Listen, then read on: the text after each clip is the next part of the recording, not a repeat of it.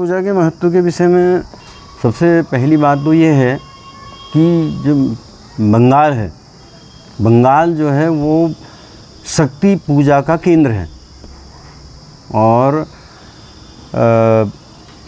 काली कलकत्ते वाली आपने सुना ही होगा, मतलब वो सभी देवियों में जो भगवती महाकाली का स्वरूप है वो काली के नाम पर ही कलकत्ता नाम पड़ा उसका, जिसको कोलकाता कहा जाता है।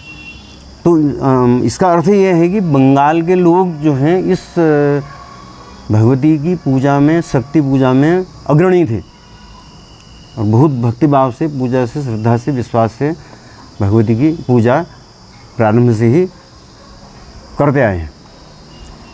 तो उसके बाद थोड़ा सा अभी मैं एक पुस्तक, ये उत्तराखंड का सांस्कृतिक इतिहास, जिसका मैंने ये डॉक्टर अजय राउत जी की पुस्तक का अनुवाद किया है, तो उसमें हमने इस सर्वजननी दुर्गा पूजा का उल्लेख इस पुस्तक में भी किया है। तो इसमें तो अंग्रेज़ों का प्रवेश जो है वो बंगाल से हुआ। सबसे पहले उन्होंने अपने प्रशासनिक केंद्र बंगाल और ख़ास तौर से कलकत्ता को बनाया, और उसके बाद जब धीरे धीरे उन्होंने पूरे भारत में अपना प्रशासनिक नियंत्रण कायम किया, तो हमारी जो ये वेस्टर्न प्रोविंसेस, मतलब पश्चिमी राज्यों का जो सचिवालय था वो नैनीताल में था, क्योंकि 6 महीने उन दिनों राजधानी नैनीताल में रहती थी, 6 महीने लखनऊ में रहती थी। और जो अंग्रेज़ों ने चूँकि पश्चिम बंगाल से अपना प्रशासनिक व्यवस्था शुरू की, तो जितने भी जो कार्यालय संबंधी जो अधिकारी थे, चाहे वो कार्यालय के लिपिक हों या छोटे मोटे अधिकारी हों, तो वो सब बंगाल के थे। तो उन्हीं लोगों ने बंगाल में भी, तो वो जहाँ रहे, लखनऊ में रहे, नैनीताल में रहे, तो लखनऊ में भी दुर्गा पूजा का प्रारंभ किया। और इसी क्रम में उन्होंने नैनीताल में भी 19वीं शताब्दी में लोकप्रिय किया, उन्हीं बंगालियों ने, क्योंकि 1862 में नैनीताल ग्रीष्मकालीन राजधानी बना यूनाइटेड वेस्टर्न प्रोविंसेस की। तो इसलिए ये माना जा सकता है कि वो जो वहाँ वो अंग्रेज़ों के अधीन जो कर्मचारी थे, उन्होंने यहाँ पर 1862 से पूजा का प्रारंभ किया। और इसी को मैं उल्लेखित कर देता हूँ कि उन दिनों सचिवालय में अधिकांश लिपिक वर्ग के कर्मचारी बंगाली थे और वे अच्छे कलाकार थे, इसलिए उन्होंने मंच और दुर्गा पूजा दोनों को नैनीताल में लोकप्रिय किया। और कुमाऊनी मूलतः सैनिक प्रजाति है, इसलिए वे पहले से ही इस पूजा को स्वीकारने के लिए तैयार थे। धीरे धीरे कुमाऊं में प्रचलित यह दुर्गा पूजा लखनऊ व कलकत्ता में मनाए जाने वाले स्वरूप में प्रचलित हो गई। उस क्रम चलता रहा, लेकिन जब स्वतंत्रता के पश्चात फिर यहाँ नैनीताल में उसके बाद उसको नए स्वरूप में प्रारंभ किया गया।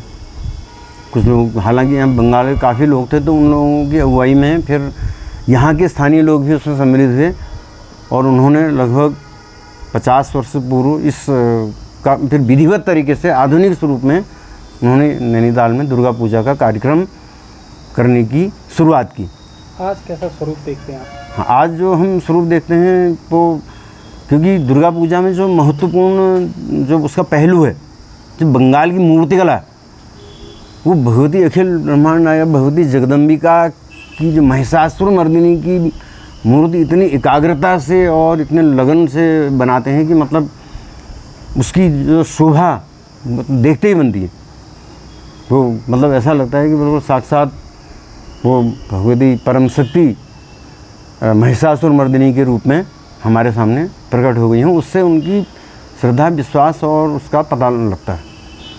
तो आधुनिक रूप में भी अब यहाँ पर महिषासुर मर्दिनी की मूर्ति स्थापित होती है और उसकी नियमित रूप से नित्य षोडशोपचार पूजन करके, शाम को विधिवत आरती करके उस भगवती की मूर्ति को विसर्जित किया जाता है।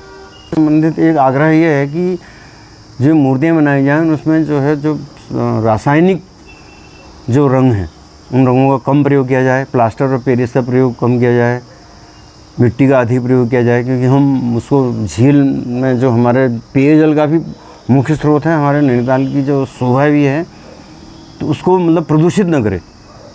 तो इस प्रकार से प्राकृतिक वस्तुओं का प्रयोग करके ही भगवती की दुर्गा महिषासुरमर्दिनी की मूर्ति करके उससे पूजा करके उसको विसर्जित किया जाना चाहिए। ये नैनीताल के लिए नहीं और अन्य जगह भी जहाँ जहाँ विसर्जन किया जाता है वहाँ के लिए एक बहुत महत्वपूर्ण तथ्य है।